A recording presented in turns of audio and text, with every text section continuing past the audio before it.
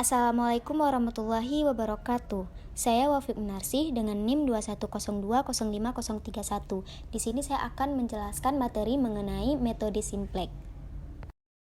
Untuk definisinya, metode Simplex merupakan metode yang umum digunakan untuk menyelesaikan seluruh program linier, baik yang melibatkan dua variabel keputusan maupun lebih dari dua variabel keputusan. Metode Simplex pertama kali diperkenalkan oleh George de Dantzig pada tahun 1947 dan telah diperbaiki oleh beberapa ahli lain. Metode penyelesaian dari metode Simplex ini melalui perhitungan ulang atau iteration, di mana langkah-langkah perhitungan yang sama diulang-ulang sebelum solusi optimal diperoleh. Nah, kapan kita melakukan metode Simplex?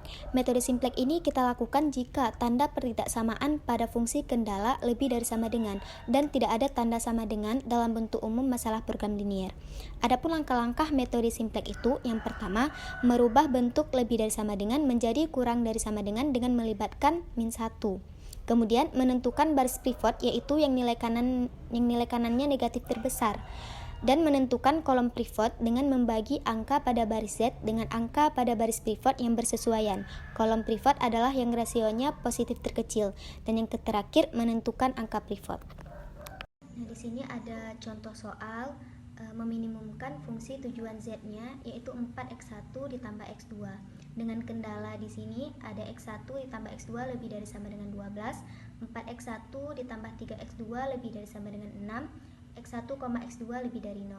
Nah, jadi di sini terdapat dua kendalanya. Nah, semua kendala ini memakai tanda pertidaksamaan lebih dari sama dengan.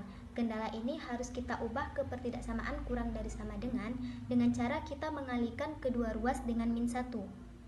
Nah, jika kita sudah mengalihkannya, makanya kita mendapatkan model baru, yaitu fungsi tujuan Z-nya 4x1 tambah x2. Kemudian kendala barunya itu min x dikurang x2 min x1 dikurang x2 kurang dari sama dengan min 12 min 4x1 dikurang 3x2 kurang dari sama dengan min 6. Nah, jadi ini bentuk model matematika barunya.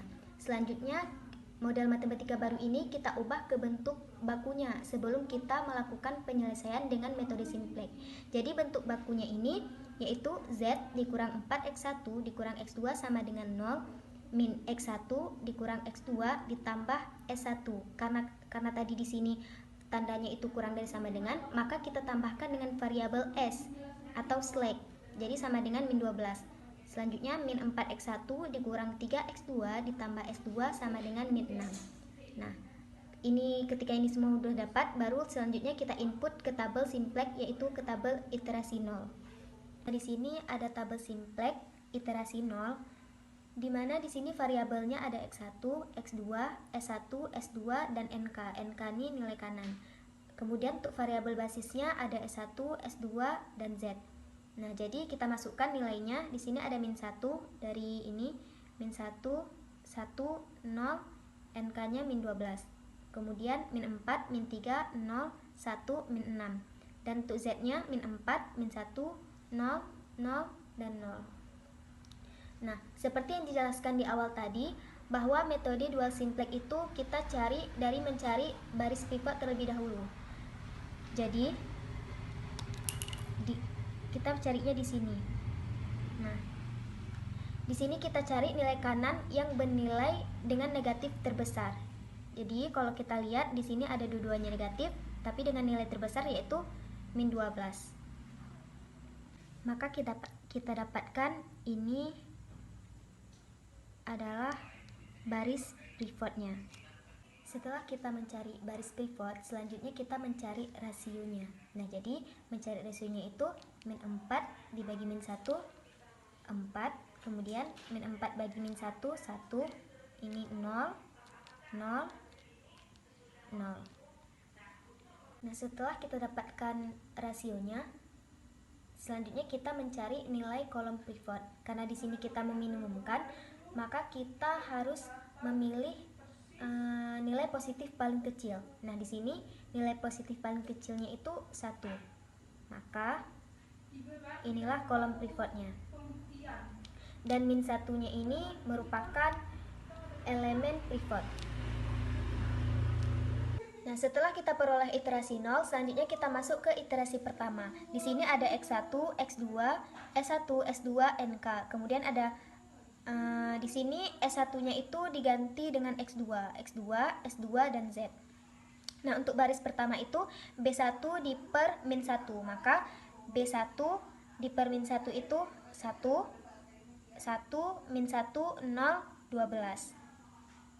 Selanjutnya untuk baris kedua itu B2 dikurang dengan min 3 dibagi dengan min 1, atau B2 dikurang 3B1 sama dengan B2 dikurang min 3, min 3, 3, 0, min 36.